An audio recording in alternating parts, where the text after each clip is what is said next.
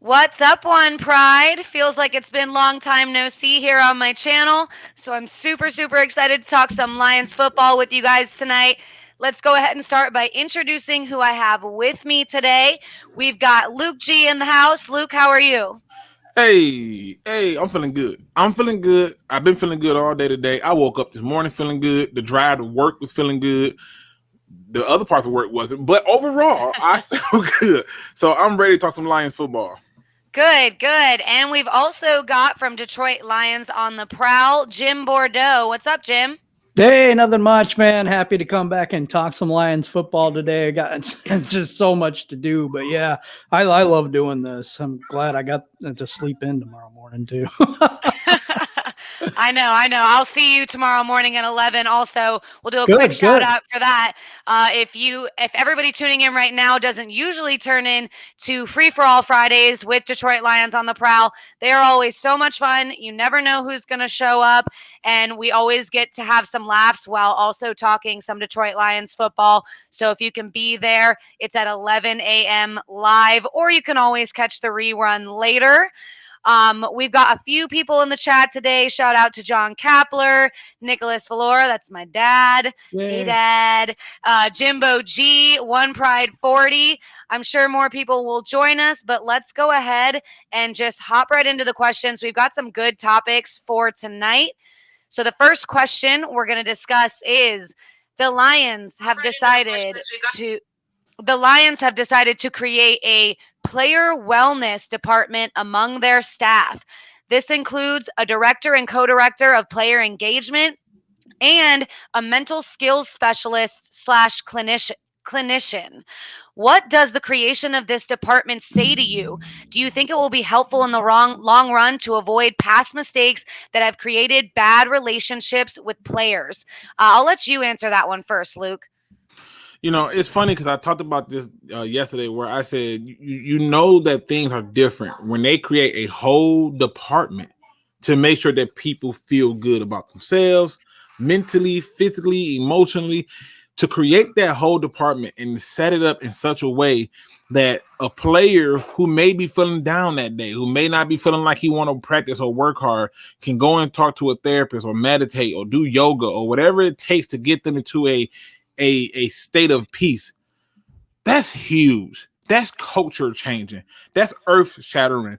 You're talking about making it an environment that most like modern companies do. Like, I mean, I can name a few companies that does this where they have rooms where you can literally go and meditate, and they got soundproof rooms where you can go in there and hear nothing and just be in peace.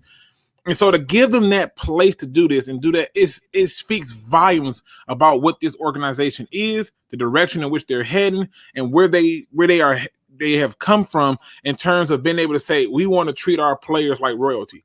That's going to go over really well, especially when it comes time for free agency. Absolutely. And I know it kind of just shows that they're learning from some of their past mistakes. What do you think, Jim? Lions creating a player wellness department. They've got people in charge of player engagement and a mental skills specialist. Yeah, this goes back to even the COVID stuff. But we were forerunners in that and having the players' backs and trying to make sure that the place was safe and you know all of the things that they did to change things.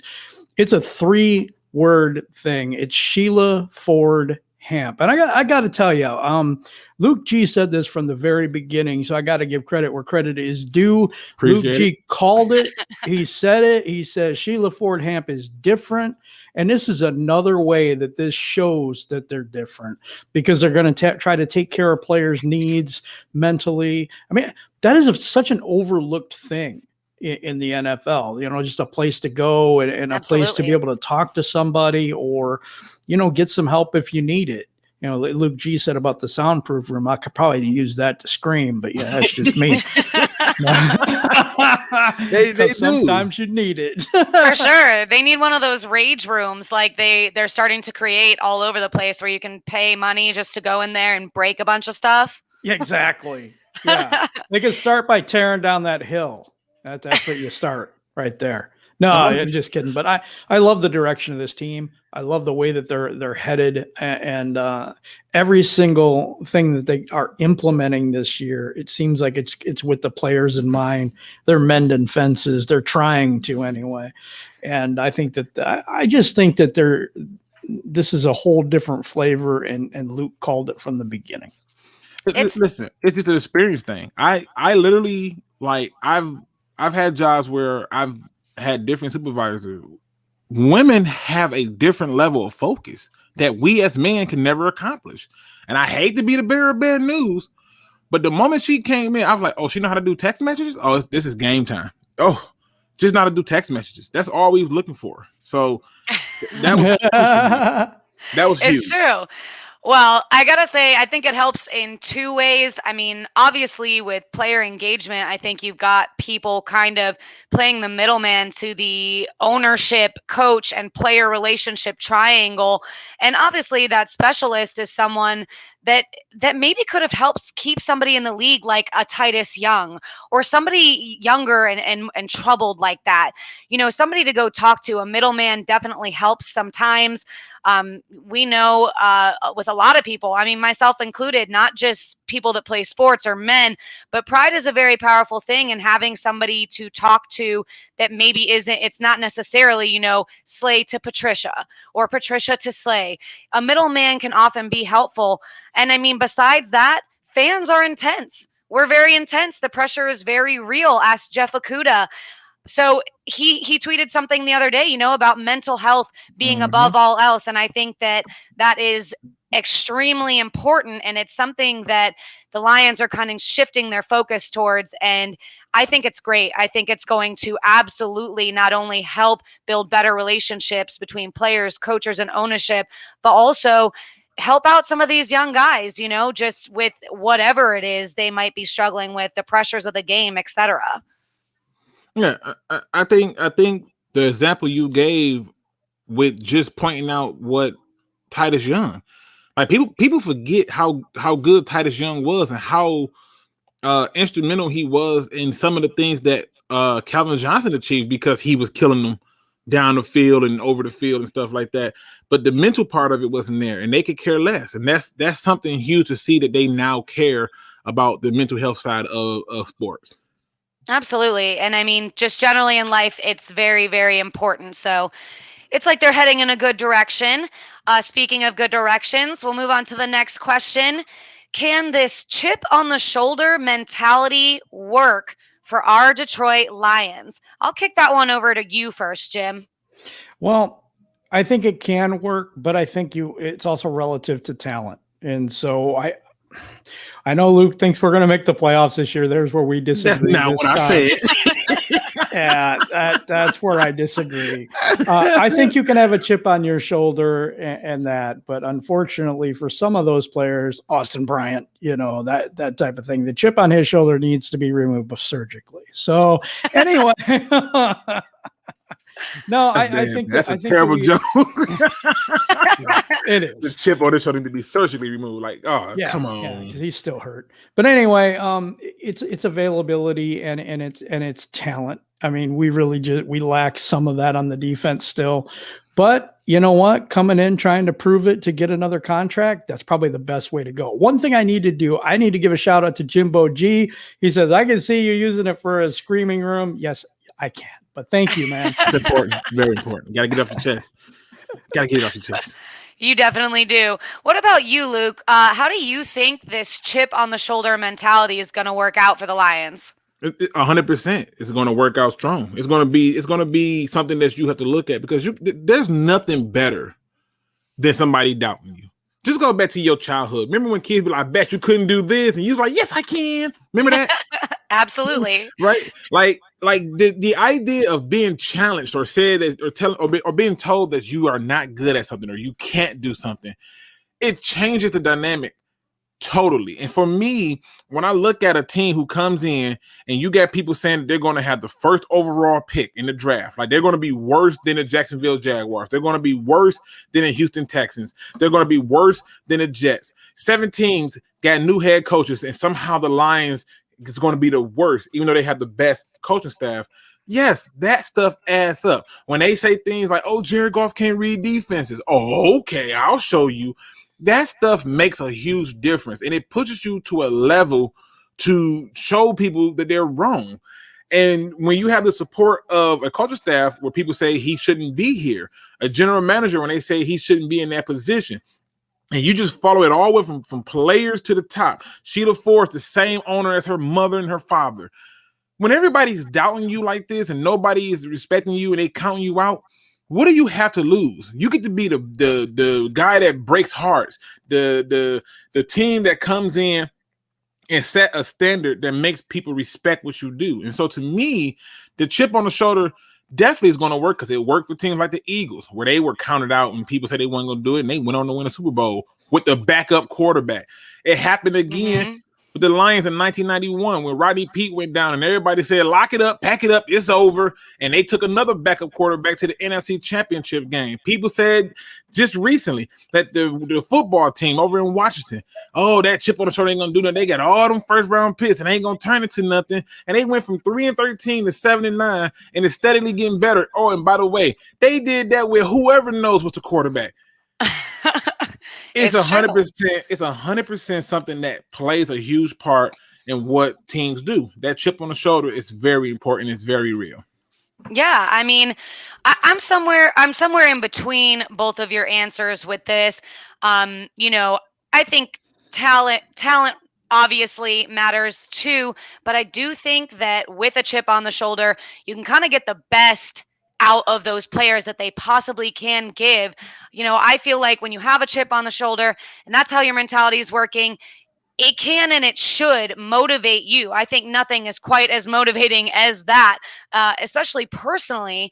But these players, they got to look at it like it's time to show the world. It's time for these Detroit Lions to Phoenix Suns the NFL, right? Like, screw the major markets. We want a little piece of that. But to me, it's also, if the chip on the shoulder doesn't work, making history should matter, trying to be the Detroit Lions team that turns it around for the first time since 1991. That's huge. I mean, that's just, if the chip on the shoulder is not enough, be the team to do something about this losing culture, this losing history, to turn it around for your city. I mean, hello, the Detroit Pistons just won the draft lottery, number one pick. It shows you good things can happen for Detroit sports, and that should be what they live and breathe. They need to turn it around. You just sometimes I get scared when people get to going to church because I don't know if I'm gonna catch the football ghost or not. But either way it go, I'll be ready for it because what you said is so spot on that people should be afraid. And it's not just in sports. I mean, you look at TV shows like Shark Tank. How many people on Shark Tank had they told them I'm out, and that product went on to be the top selling one because they said, "Oh, that didn't make sense." I remember it's a guy who had this whole thing of buying wine as a delivery service, and they were like, "Why would I could just go to the store and get it?" He's like, "Yeah," they're like, "But it's in a can." He's like, "Yeah, but people want to buy it in a can," and they said it was stupid. Multi-million-dollar deal because they were told that it wasn't possible. They had a guy who came up with a damn footstool that makes your poops feel better. And you know what happened? I don't know how it does it. It just moves your legs up, but it makes it feel better. And they said that is ridiculous. Why would I do that? And I could just buy a regular footstool. Multi-million-dollar company. Squatty potty. That's what it's called. Yes, that thing. Yep, we all know what you're talking about. See? Just saying. So, yeah, the doubt and the need, I don't know what else you need for bulletin board material, in my opinion. That's the truth. That's the truth, Luke. Absolutely. And speaking of turning it around, Pride of Detroit wrote that this is a make or break year for Amani Aruarie as far as his long-term future here in Detroit. Do you agree with this? And how do you think that all the competition at corner affects his chances of a long-term contract come the end of his rookie deal? What do you think, Jim? Were you talking about Aruarie? I'm trying to. Sorry, I was talking to the chat. Oh, no worries. Yeah, he's got to prove it this year. He really does. I thought he did well last year, but that whole defense was terrible last year. I mean, let's call it what it is. A better defensive line will help them out. I believe this scheme is different, will help him out a little bit. But I would watch out for Melon Famu. I think he's going to be pretty darn good. But I'm not sure he'll get to start this year, but watch out because I think that he will eventually. Okay. I'm gonna kind of follow you up here. I agree. I think the pressure is on. I think we saw bits and pieces of what he could do last season, his first season as a full-time starter. To be completely fair to him, he is about on track with the timeline for developing corners as far as, rookie to now. He's shown a little bit of progress each year. Trajectory is kind of on point.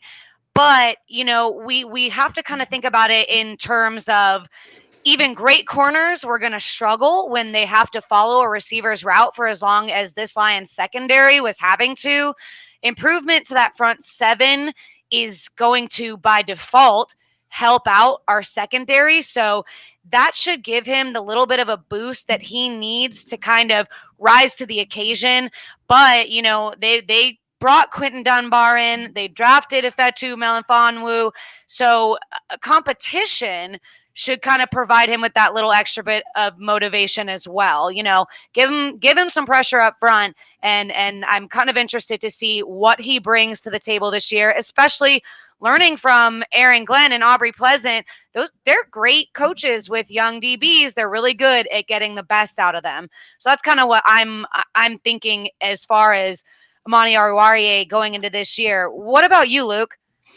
It's funny, the chat is swift, and it's because not only am I going to disagree with you and disagree with the Pride of Detroit article, I'm disgusted that they keep coming up with these articles about make or break year for Tracy Walker, and it's so lazy and easy to do this when you're just looking at people with 1 year left on their deal, or and you're saying, oh, is this a make or break year? No, everybody's here on a prove it year. Hell, if you listen to Brad Holmes, even the damn scouting department and the personnel department are here on a prove it deal. Get it done this year or get out. This is everybody. Everybody. Where's their pressure when everybody think you're getting the first overall pick? What pressure do you have? You have no pressure. All you got to do is your job. And let's be honest, even if he's not a Lion, let's just say hypothetically he's no longer a Lion. With the history of what's happening with the Lions, of people going other places and performing, he would be all right. Okay, nobody was good. This is something that Jim pointed out. We all seen it. Nobody was good in this defense. Hell, even on Woodward Sports, Drake Bell pointed out in film study how there were 10 men on the field, how we didn't motion, we didn't blitz, and how it set up everything. And I'm like, look, this is evidence. This is evidence in its best form and fashion. Amani don't have no pressure. He's a 5th round pick. If anything, he's probably meeting standards as a 5th round pick. Like, there's no way for it to be a make or break year for him. Well, everybody's on a trial basis. And thinking about it, like, what has he had as far as, and gosh, this just feels like a broken record because how many times have we said this, in regards to Stafford when he was still here, but what were the pieces around him? What has he had in way of pieces that would help him be successful at Nothing. Corner? That's my point. Like, there's no, if you watched his college career, which I did, because he was one of the guys that I highlighted and said, I hope we get him. I didn't think we was gonna get him in the 5th, but we did. So hey, whatever. But he's one of them guys that is very opportunistic. But when you look at it, there's nothing to help him. There's nothing to help him. There was nothing to help Okuda. There's nothing to help nobody. You literally had Will Harris, who played strong safety, and Tracy Walker, who played free safety, swap spots under Patricia's watch. Mm-hmm. And now you got Walker in the box and Will Harris that's free. Why? What are you doing this for?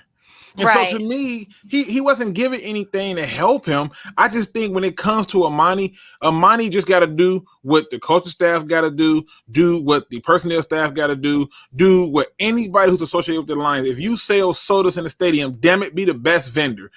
If you don't perform, you're out of here. It is what it is.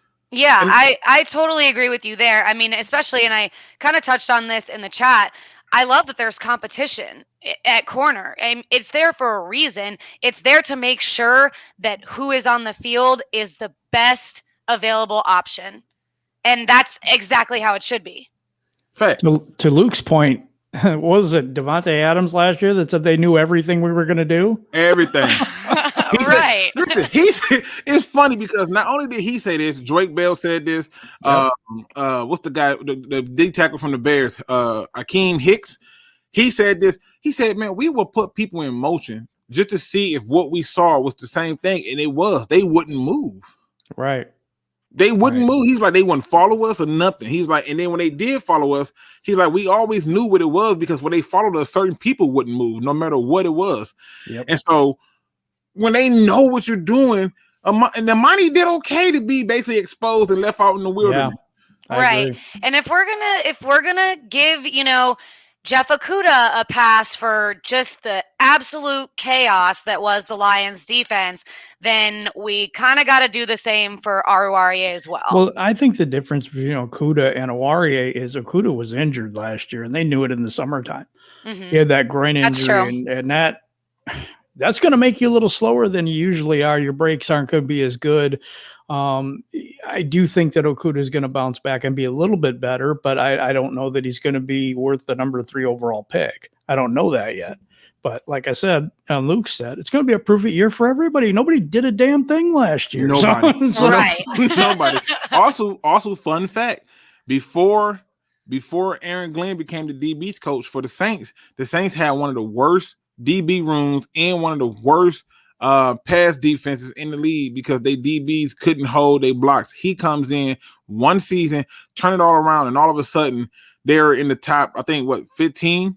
And we also got Aubrey Pleasant back there too. Mhm. Don't forget him. Exactly. I'm just saying. But if you No, look at you're right. Yeah. it's there. Yeah, they have a history of doing this and turning things around because they make it simple. When you're guessing, like I don't know if you ever noticed this when y'all be driving somewhere and then all of a sudden you could tell the person who's driving don't know where the hell they going. They driving slow. They stopping frequently, and you like, look, do you know where you're going? Because if you don't, get the hell out of my way. I know where I'm going. Right. That's what happens in football. When you don't know where you're going, you're second guessing. So you're making frequent stops and doing different things. And so at the end of the day, slower too. Definitely slower. And so at the end of the day, there's no way that it's a make or break year for him because everybody's on the same make or break year. Yeah, I think they're just going to have everybody competing to have the best absolute outcome on the field every game, and I'm definitely here for it. I do like what I've seen from Amani. I mean, even thus far, granted, it's been a giant mess. So I'm excited to see like how he rises to the occasion. I think he can do it. Well, he ain't got no choice. That's true. That's no true. Really don't. You do it or you're out. But even in a depth role, if he's not the number 2 corner or not the number 1 corner, he's still a good depth piece. I would still re-sign him. Absolutely. I also agree with you there. Depth matters, and we definitely know that. We had so many injured corners last season. It's not even funny. Dropping like flies. Yeah. So the pressure is definitely on, but let's move on to the next question. This one was one of my favorites that Luke actually sent me before the show. He said 7 teams in 2021 have new head coaches. Who do you think is in the best position to succeed the fastest? And if you guys aren't aware of which 7 teams, it is Atlanta, Detroit, Philadelphia, New York Jets, the Chargers, Jaguars, and Texans. Luke, why don't you take that one first? So I've been all over this for a couple of days, and I've been going through. And the first thing I said, okay, everybody's going to look at the roster. They're going to automatically look at last year as part of the equation, but they're going to look at this year's roster. And I was like, scratch that. Let me find out what these teams have in common with teams who have turned it around and had a quick turnaround and did it the fastest. And they had front offices and they had strong coaching staffs. And I went through and I looked at all of the teams' coaching staffs and I said, oh, okay. Starting with the Falcons, I said, oh, so the head coach is Arthur Smith. And I like Arthur Smith. I'm not knocking him. Don't know if he's going to be a good head coach or not, but I liked him. And then I looked and said, who's the offensive coordinator? Oh, he's the offensive coordinator. So he's calling the plays. Interesting. Okay.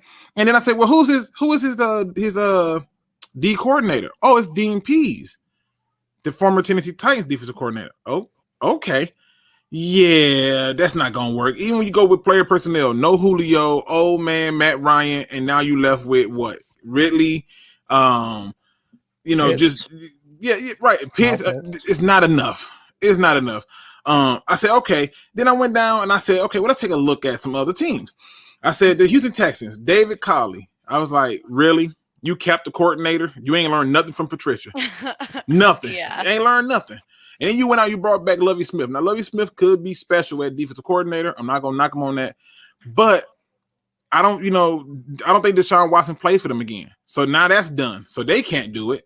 Then I go down to the Jacksonville Jaguars. And then I said, oh, Urban Meyer. He's cheated every freaking where he's been. How you do this in the NFL? How you do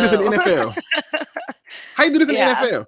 And then he goes out and make Darrell Bevell his offensive coordinator. And I'm like, you wasn't paying attention? The dude don't run the ball.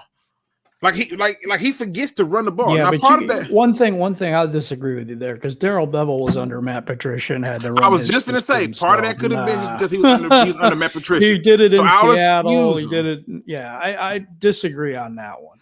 But what happens with his offense is over time, I'm starting to notice that it is becoming more predictable. So that's the problem. Now that could be him.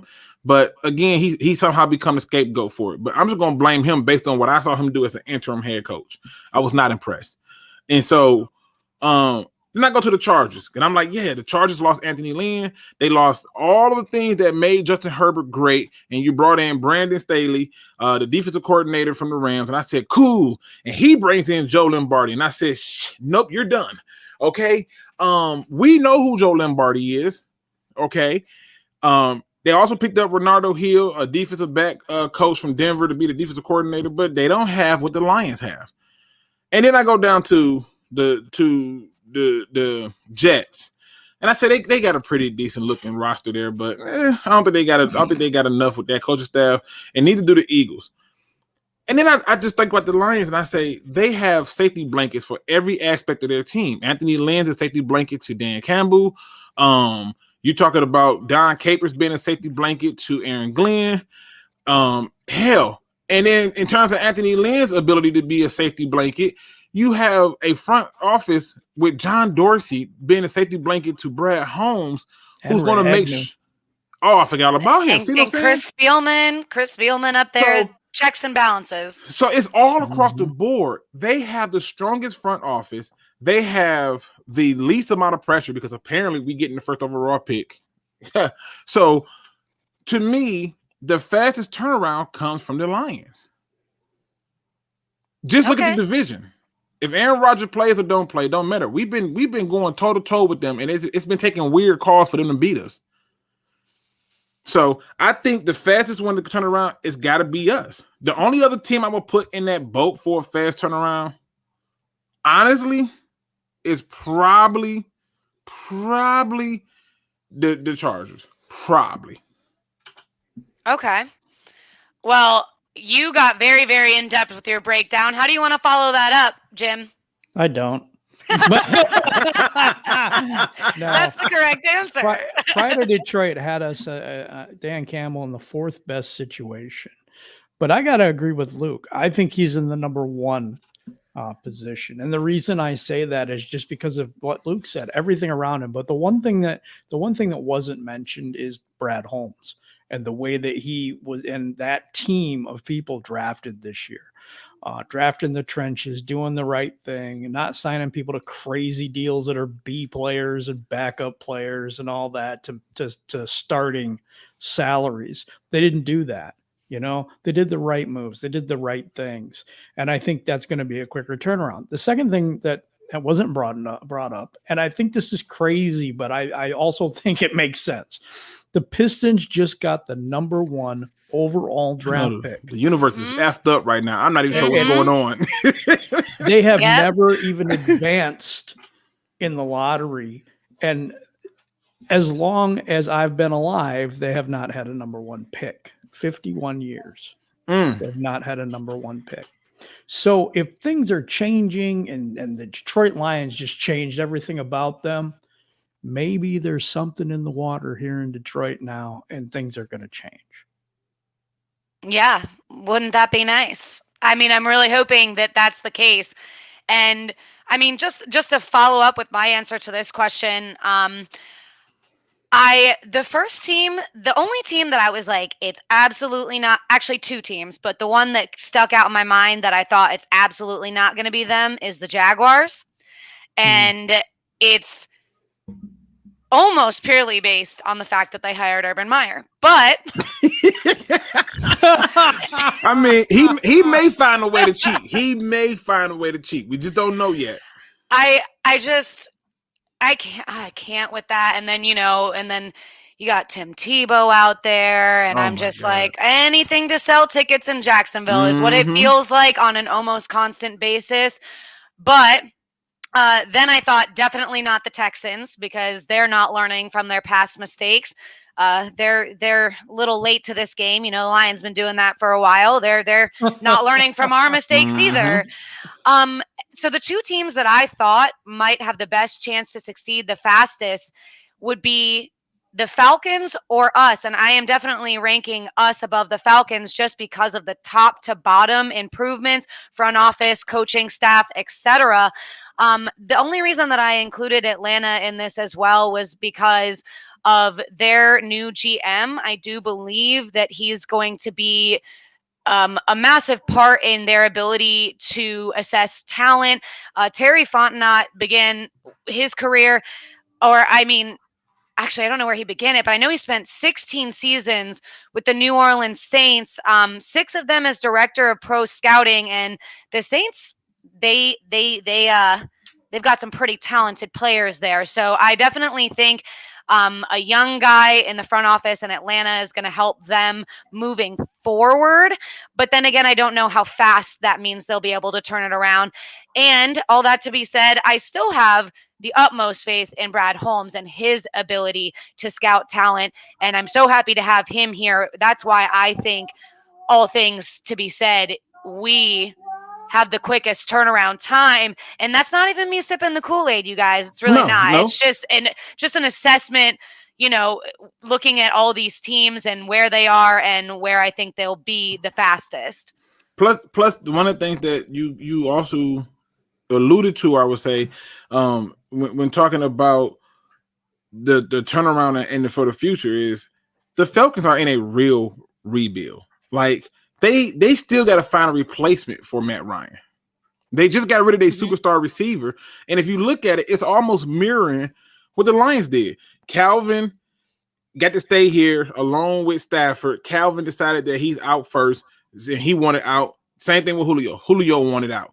And now you're still stuck with your quarterback. You lost your top defensive tackle at one point, and then you replace him with Jared, whatever his name is, and you turn around and you're like, oh, I got to still build this team, and it's going to start with them getting a new quarterback. Well, we did that. We just had to waste a draft pick on it. So that's a real rebuild over there on Atlanta. Plus, I shared something on the screen for you, Rachel. I don't know if you've seen it, but that's the breakdown. Oh, I see it now. Yeah, let me add it to the stream. So that's the breakdown of all the teams with new coaches. And you can kind of see who their offensive coordinator is, who's the head coach and everything. Like, Arthur Smith don't have offensive play caller. There go Dean Pease right there. And just look at that coaching staff and say to yourself, who's better, ours or this? Would you rather have Dan Campbell, Anthony Lynn, and Aaron Glenn, or David Colley, Tim Kelly, and Lovie Smith? Really? Come on. Yeah, not good. Urban Meyer with his cheating ass, and Darrell Bevel. and don't let Urban Meyer get sick. Because if it goes bad, he'll just get sick and go away. He'll be sick. He gonna be sick after year 2. I promise you. He gonna. I got a cold. He call in more sick days than the kid who said the dog ate my homework. But look at our coaching staff compared to the Jacksonville Jaguars. Who would you rather have? Then we go down to the Chargers. Once I saw Joe Lombardi, I was out. I know what he's about. Oh, yeah. We know exactly what that's about. We know what he's about. And so, you look at that and you go, okay, cool. The only person who I respected what they did was Robert Saleh. I like Mike LaFleur as from the past coordinator. I liked him. Jeff Ulbrich is going to be a question mark for me in terms of the defense. I'll still take what we have, but the reason I take what we have is because Don Capers is now like the assistant defensive coordinator to Aaron Glenn. Yep. Then you go to the Eagles. You got Nick. Wait, I gotta pause you on the Eagles just to say, do you guys remember like the initial interview with Nick Sirianni? If you didn't watch it, everybody listening right now and everybody on the panel, go back and watch it. It was hilarious. Weird.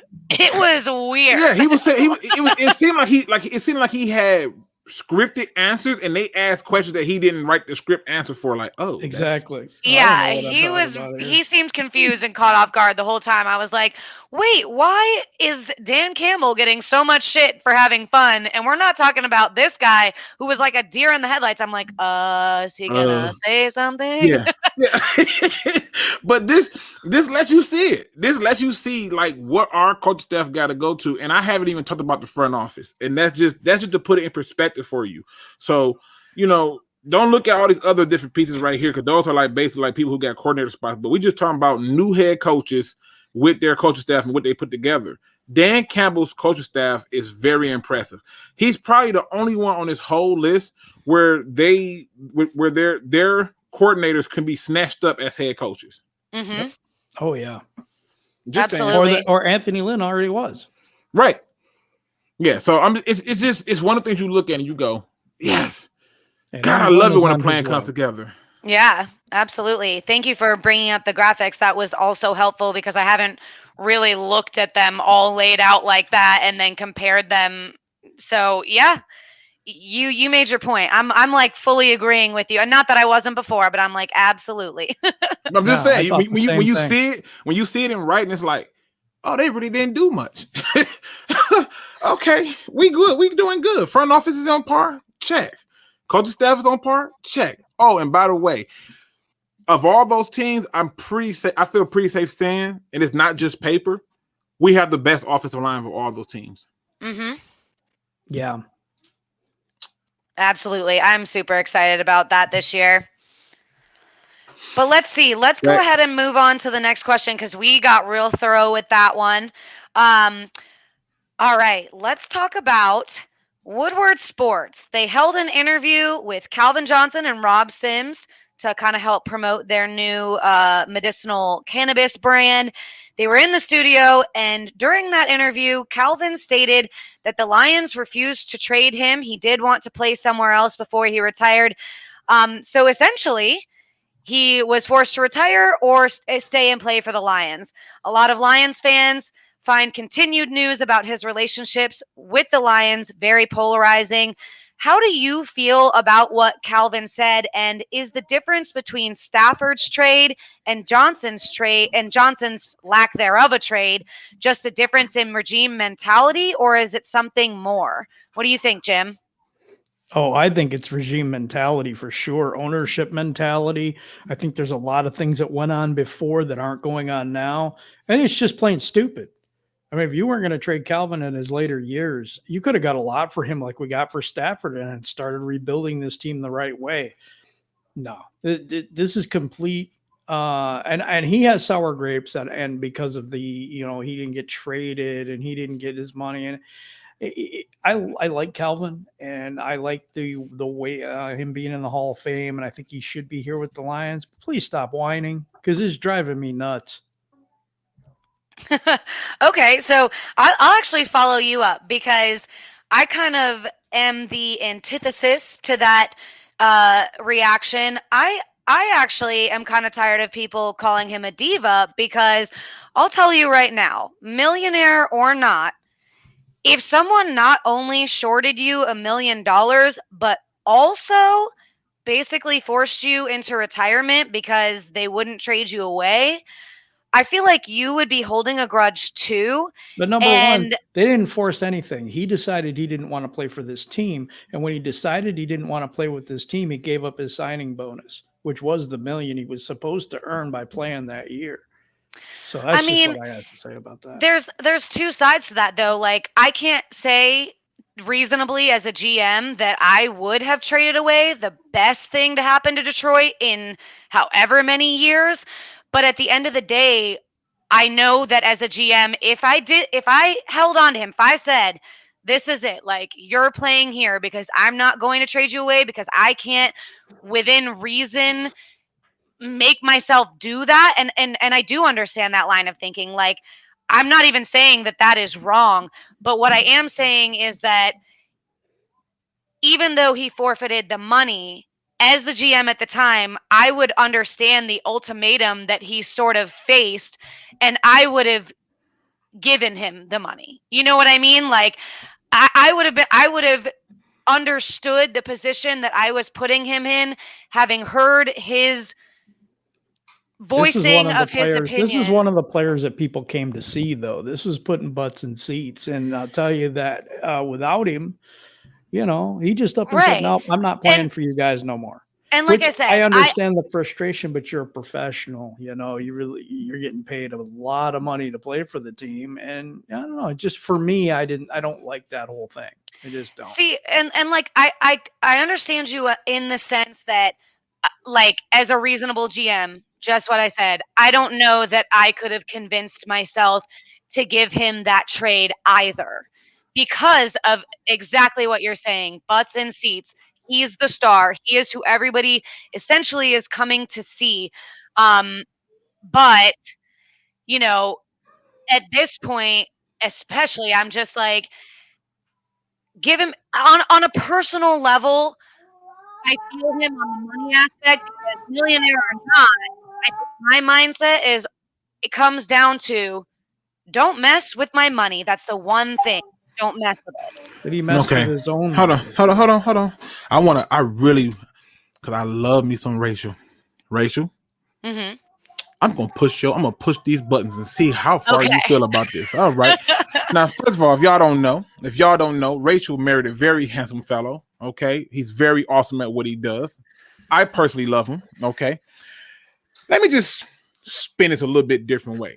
When you got married, you had contracts for certain people, right? Mm-hmm. And so those contracts basically outline the things that you would get and not get when it came time for you to do that wedding planning, correct? Yeah. So let's just say hypothetically, the venue had some type of issue where they lost power and they couldn't give you the venue. Do you want some of your money back? Or do you want all your money back?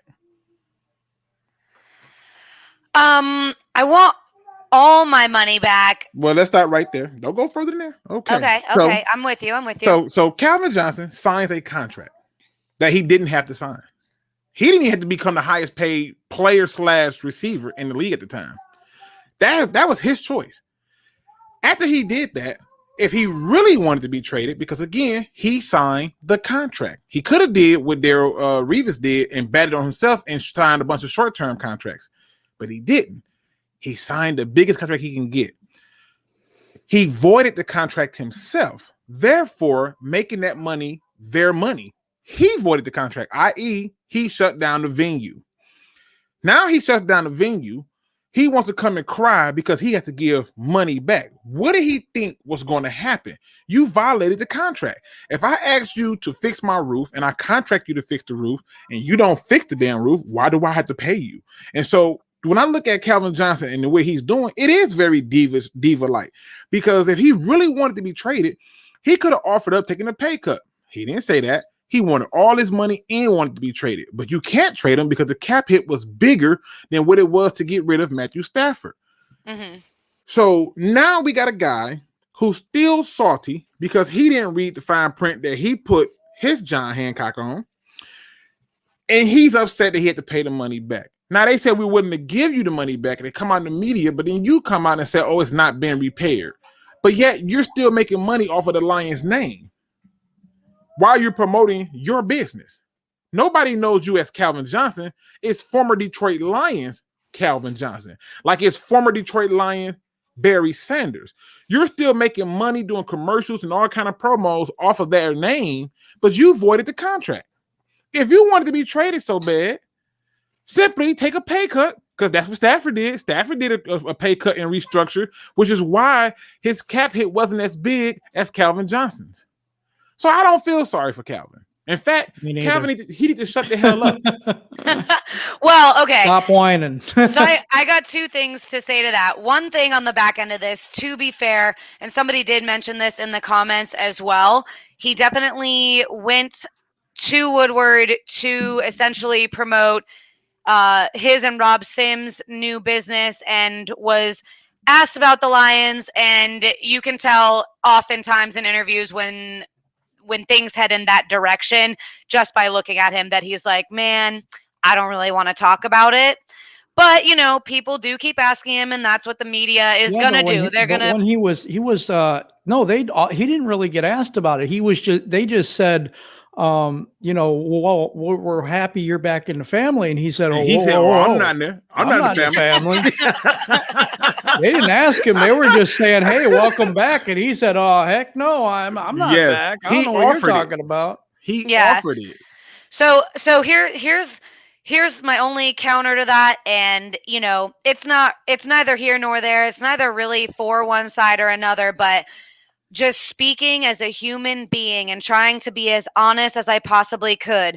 My example of something that could be even somewhat similar to this in my life is say somebody came to me, said, I like your talent, and I want you to sign a contract to promote my business and make it the best that it possibly can be, because out of all these other businesses, I'm the worst.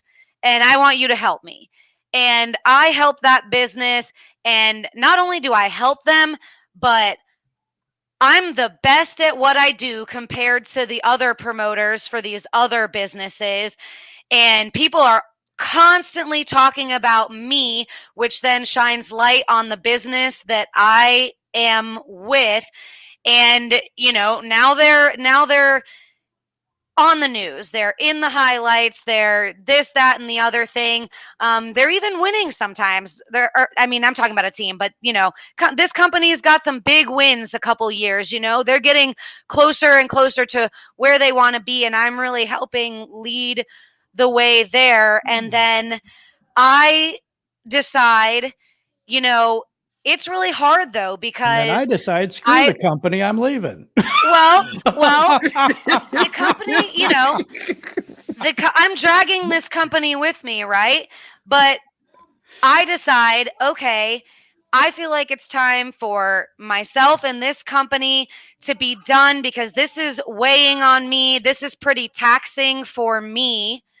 And I say, okay, I'm going to come to you, and I would like to be able to cordially part ways based on where you're at now and everything that I've done for you.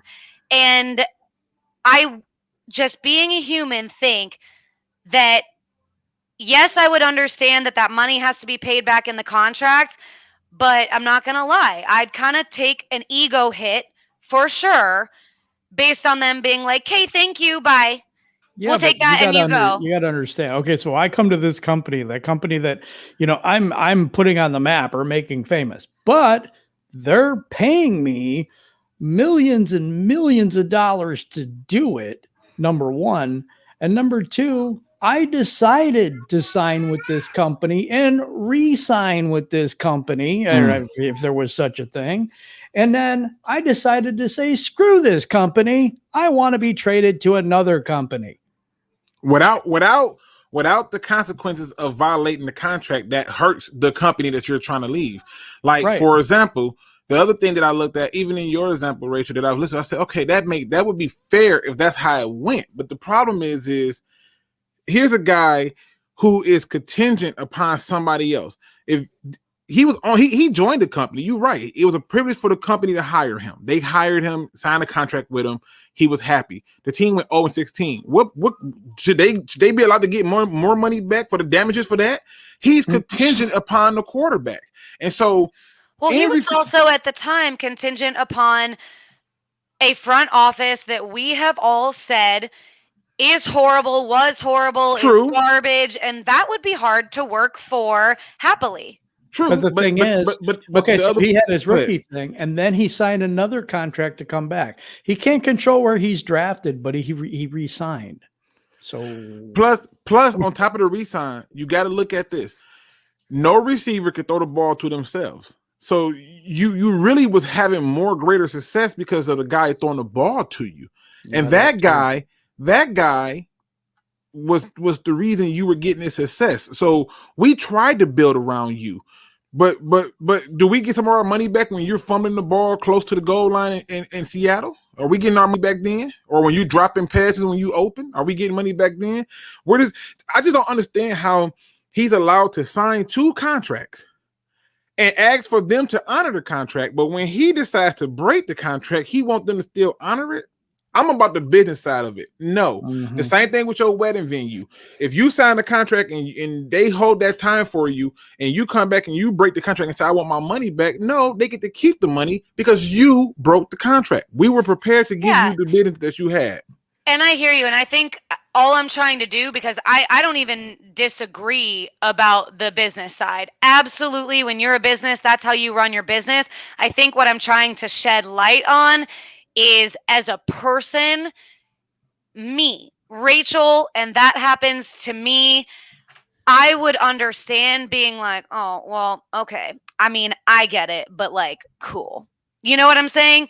As the human on the human side of it, I get what he felt, and as the business, running the business, I get what they did as well. I'm just trying to shed light on my understanding of being the person that feels like, okay, I felt like I did a lot for you, and I understand that this is what's going on. That hurts a little bit. I'm just shedding light on understanding both sides. And that's fair. But the Lions are trying to smooth this over, and he's the one that keep igniting the fire to not have it smoothed over. Now he's trying to punish them because he's like, "Oh, y'all shouldn't have took the money in the first place," but they had every right to, and they didn't. Like Jim said, they didn't ask him that question. They said, "Welcome back to the family." He said, "Oh, I'm not back." Yep. And that's when he started talking about, I would have played anywhere, and I was like, "Man, F you." I would, and the truth is this: I was one of the few people screaming that they should have traded Calvin because I wanted to keep Stafford and Sue. I knew we could find another receiver. We did it with Kenny Galladay. We did it with Marvin Jones. It's not hard to find receivers in this league. Every year they come out. And so, yeah, they should have traded him. That was huge. But to sit here and act as if though he was wronged in any kind of way, it's just not the truth. He wronged himself. He had 1 million, and so we had plenty of millions of reasons to do what he was doing for our team. True. It's not like it was charity and he came in and did it out of the goodness of his heart. He was drafted here. He didn't choose to come here. He chose to resign. So when he chose to resign, then you were saying, oh, about the general manager and all the mismanagement stuff. He chose to resign here. Yeah. And I guess we can't really speak to his mindset that changed after the extension and whatnot. The moral of the story is, guys, is read the fine print. There you go. Because he might have been smoking. He might have been smoking before he signed that one. Didn't realize. Maybe read the fine print. Don't get in your feelings. That's a note to you. That's a note to me, Rachel. Don't get in your feelings. The one thing, though, I will say, I would like him back in Detroit. I would like to see him be on the field with the players and that stuff. I think there's a lot he could give to the organization. I think there's a lot he could give to the team. But if you're going to, and I think they would repay him back, and I think they would repay him back if he decided that he would come here and help maybe be an ambassador, or even more than that, come and join the front office or come and join the team a little bit and maybe help with the wide receivers a little bit. Yeah, that would be amazing. So if anybody from the Lions organization hears this, I think they've already done it. They're like, I think they've already come tried on to do over. that, and he turned it down. Come on over. Yeah, it would be awesome to see him reunite with the team, kind of like Barry. But we have some. Let me do this real quick. We have some breaking news, and it's not real big, but the Steelers released David DeCastro. He's a guard, but they signed Trey Turner, which was a guy I had an interest in for the Lions. DeCastro's out, and Turner's in. But the thing is he was waived injured. So, yeah. I'm just letting you guys know. You swap one injured guy for another injured guy. Brilliant. Y'all heard it here first. Yep. All right, let's move on to another question.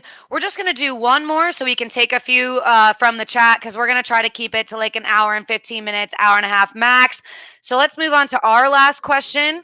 Sean McVay could not say enough about Matthew Stafford in recent interviews, calling him a quote-unquote bad MFer, stating that he's been extremely underrated, and a slew of other compliments about his leadership and skills. How does this make you feel to see Stafford's name in the national headlines only now that he's been traded out of Detroit, Jim? Oh, this happens all the time. And Dominican Sue was like the worst player in the league, the most dirty player. And now you don't hear anything about that anymore because he's out of Detroit, But Stafford being under the radar and stuff like that, heck, our own people hated Stafford. It was called Stafford haters here because, he never won anything, but they had a crappy team and, whatever.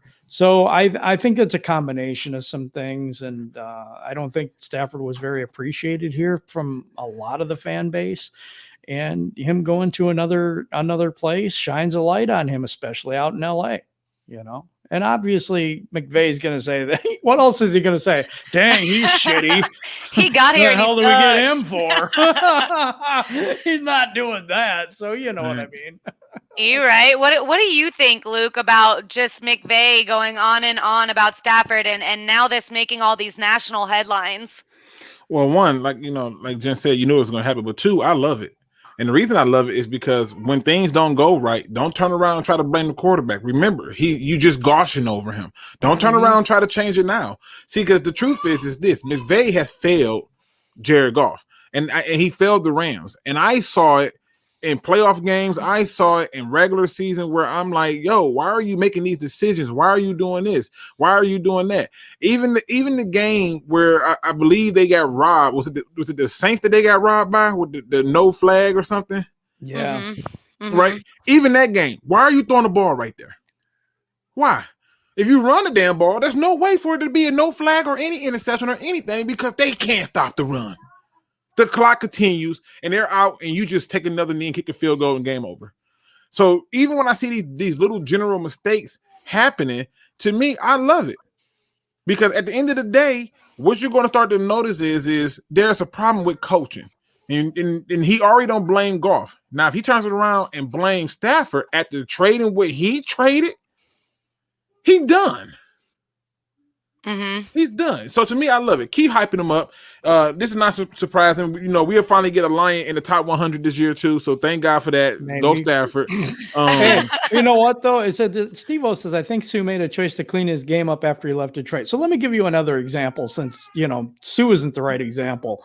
Let's talk about TJ Lang. TJ Lang comes to Detroit, right? Do you know how many holding calls he got in Green Bay the year before? 0. Comes to Detroit, 10 holding penalties just by coming to Detroit. Wow. Just saying. Even the Sue example, I can still use the Sue example and show you. Nope. When Sue left and went to Miami, they still was praising him for how great he was and stuff like this. And then after that first year where they had that bad season, they started blaming Sue. And I was like, wait a minute, where's Cameron Wake at? Where's Olivier Vernier at? They're not even winning their one-on-ones no more. Then he goes over to the Rams. And all of a sudden, this is the thing I noticed, he goes over to the Rams, and all of a sudden, Aaron Donald gets a career year in sacks. Why? Because Sue has something that you can't put on a stat sheet. You can't. I heard Good Morning Football talk about the Lions need to be the bad boys. Well, Sue was our first piece. He was our Bill Laimbeer, and the fan base turned on him and was acting as if he's my dirty player. But the league did too. The league did the same thing. The refs did the same thing. They did. I remember when he pulled this guy's hair down and they got him for a horse collar when he never even touched the dude's collar. And just stupid things like that. And I'm going to tell you this, and not many people, I don't know who goes back and watches the film, but when Sue had that stomping incident, the guy from Green Bay, which I think was TJ Lang, it might not have been, but it might have been. He was slamming his head down repeatedly into the ground before he got up. And then he was using his helmet to push up off the ground. Yeah. And then when Sue rolled him back over and got up, he grabbed his foot and he kicked at him to get away from him. He didn't stomp it, whatever. I mean, and they suspended him for that. There's just all kinds of things, just like Trey Flowers. Never had a hands to the face call ever. And now he comes to Detroit. He has 2 hands to the chest calls. He even In goes one to the game. official, asks him, what did I do wrong? Where's my hand placement? Oh, it needs to be here. He does it the same, and they call it exactly the same way the second time. Yeah. Facts. Ridiculous. Absolutely ridiculous. My opinion is, and just to preface this for everybody listening so that nobody's like getting crazy, I do wish Stafford all the best, and I believe everything that McVay is saying about him, and I have believed those things for years. But it just strikes me as something like McVay is going to get too much credit for Stafford's success if he's the piece that shifts the whole team. Ooh, that's a good take. Oh, I never thought about that. I'm like, okay, hold on a second. Hold on a second. Where was that type of support for Goff? If he had that type of support, would it have changed his story? Because now you have essentially what many people are calling your missing piece, right? And your season can go one of 2 ways, but if it goes the way that they want it to, if the Rams take it all the way and everybody is singing their praises, McVay seems like the type of guy that's going to be taking too much credit. I want to say, I think it was either Jim or you that asked this question to Herm and Lomas, and I think Herman's the one that jumped in and took it over. And he says, there's nothing worse than when you have a coach who's always throwing players under the bus and saying, I didn't coach that. We don't coach that here, and don't take no accountability. Yep. And when he said that you can't put it together, it's not a problem with the players. The problem is with you and your ability to coach.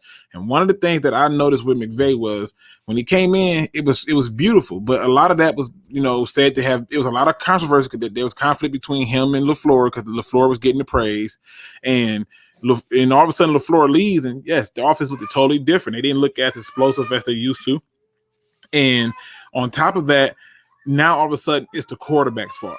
The same quarterback that you went 11 games with, went to a Super Bowl with, now he's the problem. Stop playing with me. Like, you can't do this and then have me look at you different and be like, oh, well, you're not the problem. Like I said, I can go through games and show you where he lost it for him, and you don't have to agree with it, but it's just a reality. Right.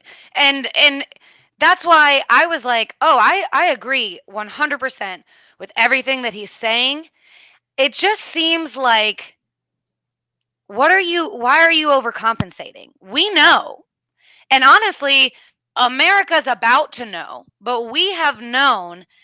And where was this type of encouragement and build up and praise for your other quarterback? And I know they said they had the off-field issue.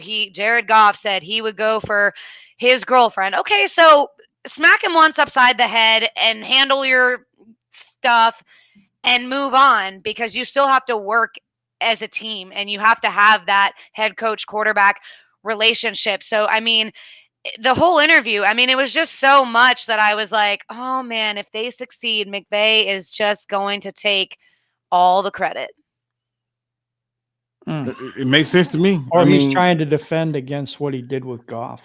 It makes sense to me. I see questions just starting to roll up in that chat, though. Yeah, let's get to them questions. We'll get to those because there's actually quite a few. So I'm kind of just going to go through them, and I'm going to throw it to one of you guys or take it myself, unless there's one that we can kind of all take pretty quickly. Sounds good. Let's see where they started. Okay.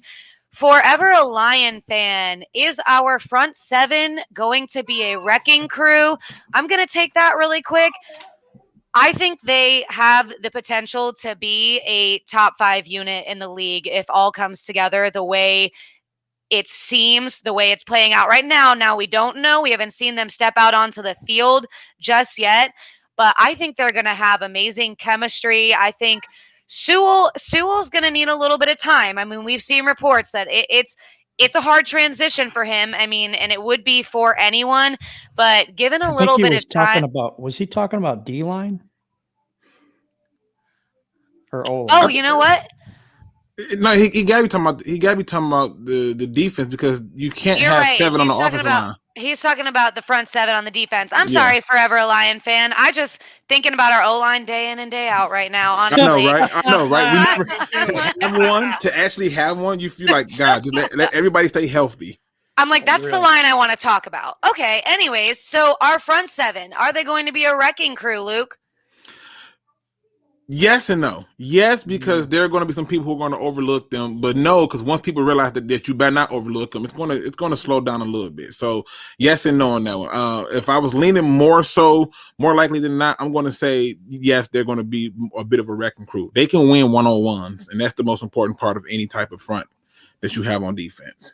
The front's going to be more aggressive, and I think they're going to be good. But we have a couple rookies in there, and this is a new scheme, so I think we're going to have to preach patience for this year. All right, Omar had one ahead of that question too. I don't know if you saw that, Rachel.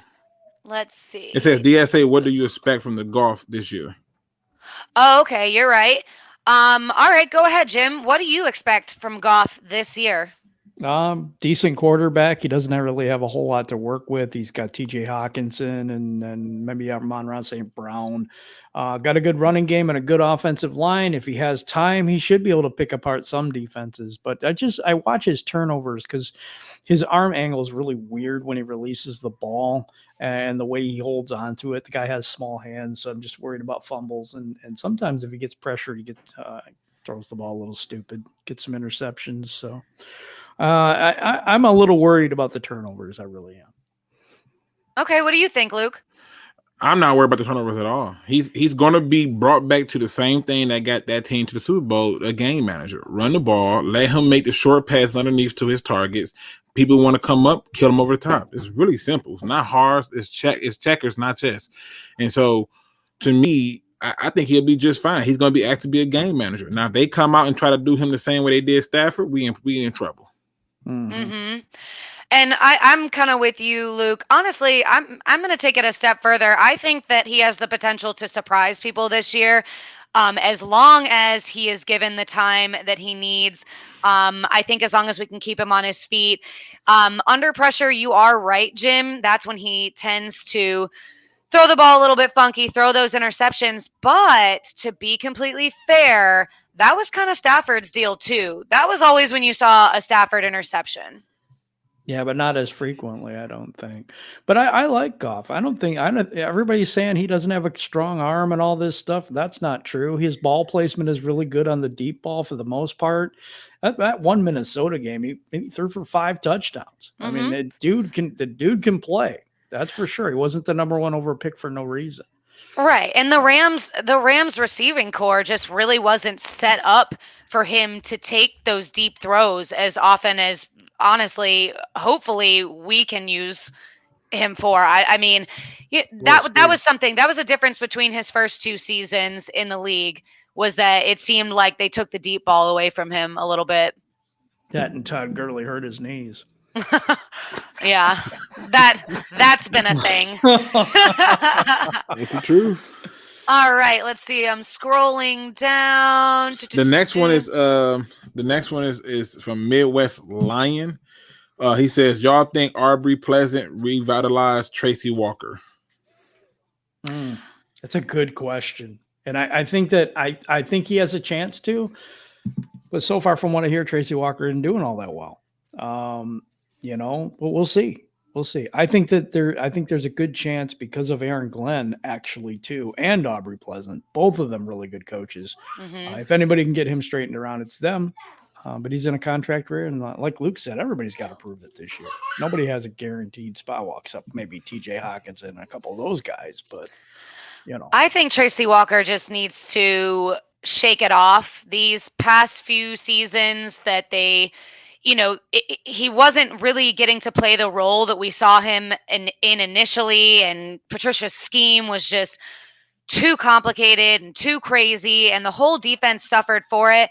I think he needs to shake it off, and if we could kind of get him back to where he was post-destruction, we would all be better for it. And I do think you're right. I think Aaron Glenn and Aubrey Pleasant are the guys to do it. They're great at getting everything out of their young DBs. Yeah, makes sense to me. The next one after that one from Southwest Lion. He says, how big of a chip is Jared Goff going to have with all of this pro Stafford Goff ain't smart talk? Oh, huge. Huge. I'd be It pissed. better be huge. It better be huge. I mean, yeah, if I'd be somebody is trying to make it seem like the guy that you traded me for that's older than me is better than me, it's going to boil down to one or two things. All I got to do is do what he didn't do, and that's win a playoff game. And I shut that conversation down. And then if you guys miss the playoffs, you'll be fired. And then they'll look at you and go, well, we got rid of our quarterback and 2 firsts and a third for this. So those are some different perspectives to look at it. But that chip on his shoulder was big the moment he woke up and realized he got traded. Yep. I think it was before that. No, I think it was before that. I think it was before that when he kind of knew that the coach wasn't happy with him by berating him all the time and all this other stuff. You can't coach like that. It reminds me of Patricia, and the way he did business. So I don't know. I think he's coming into a much better situation, and I think that he's going to succeed here. I do. That was actually a question in the chat. Do you think McVay is starting to look like Patricia? Well, he's not as fat as him. I haven't even got that far. But I can tell you this much. What is McVay supposed to be known for? Offense. And so until I see that being a total shit show, I'm gonna say no. But in terms of his attitude towards players, the way he treats players, yeah, I agree with that. What other we got up there? Jimbo G's got a couple of them. I know they're down farther, but he's got 2 in a row. We had we got 313 Klaus. It says DSA, how many sacks will the Lions get on Stafford? 3. I honestly said 3 is the high, yep. But that game is not a game that you should be looking for the Lions to get sacks on Stafford. It's the pressure that you want to see. Yep.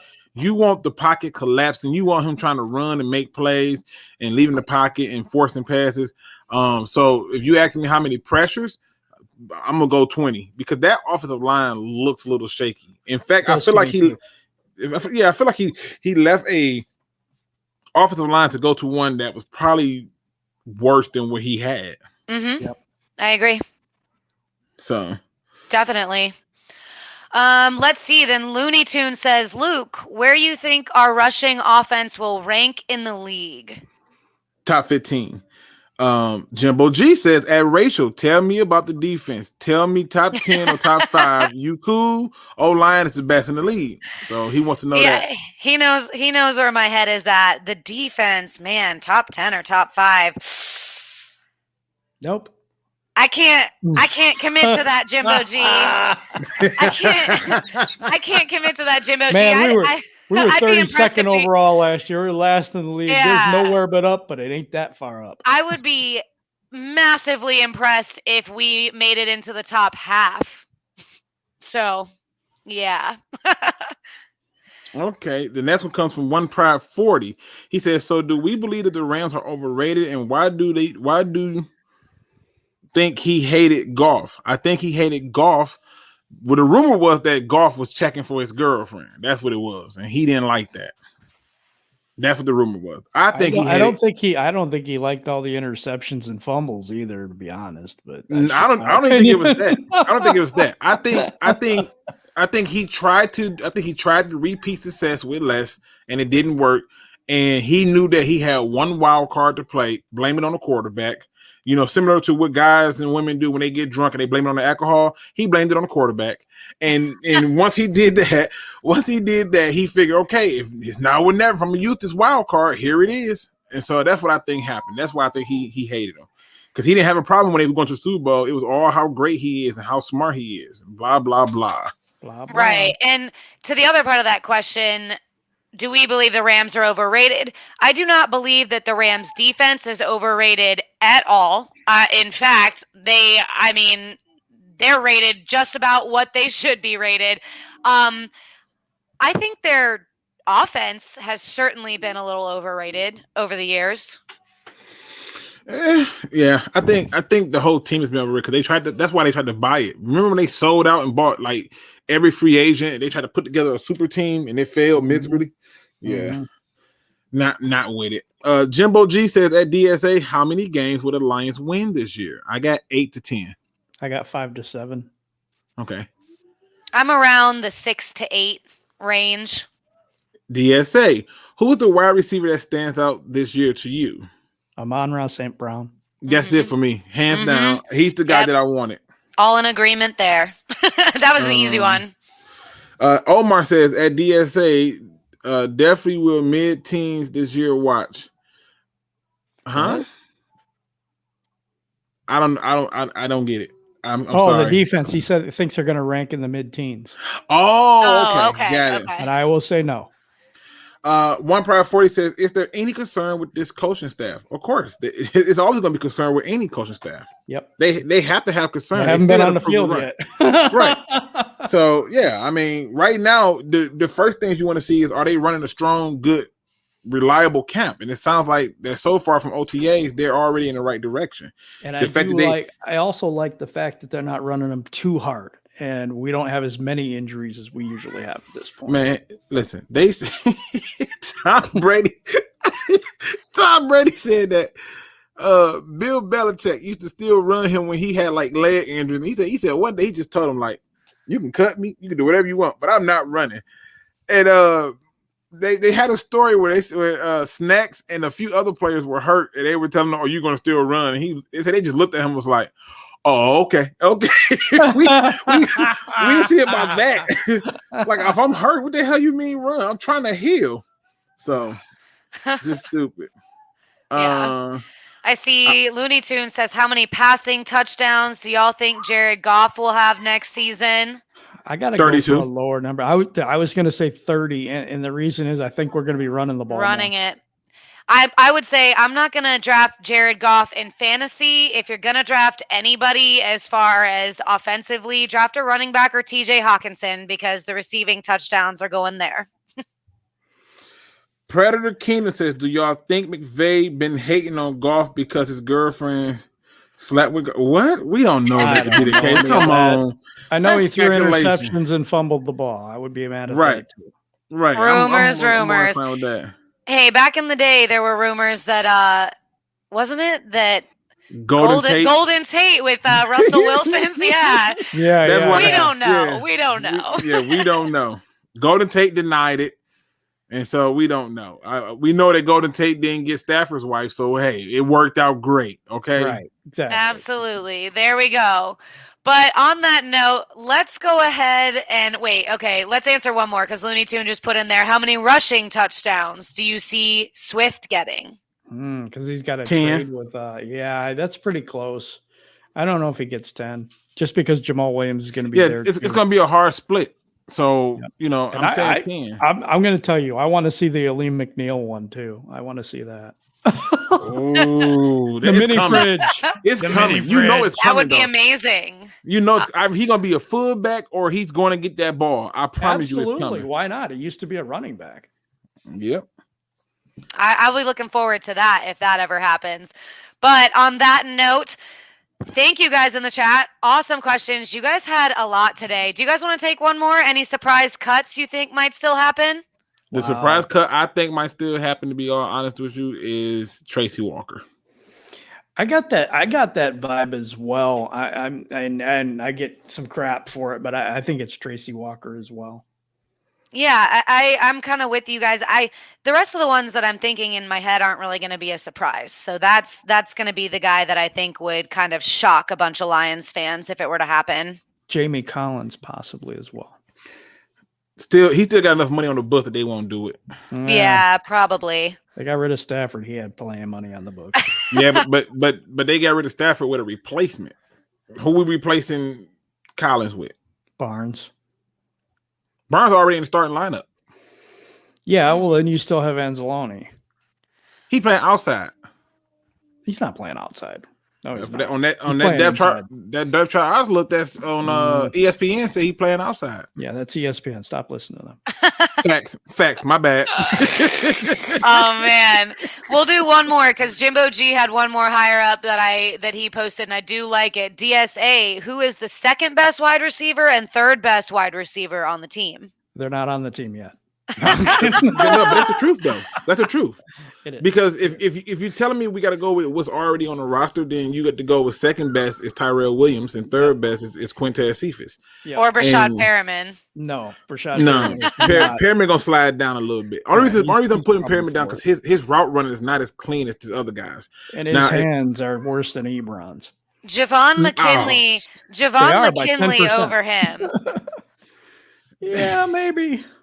I would put Javon McKinley over him. Yeah. I don't know. I hope he can fix that. That the only thing he has to fix it his route running for one, but also his hands are terrible. He's got great speed. You want to run him on as a decoy, you just do that all day long. Yeah, absolutely. All right.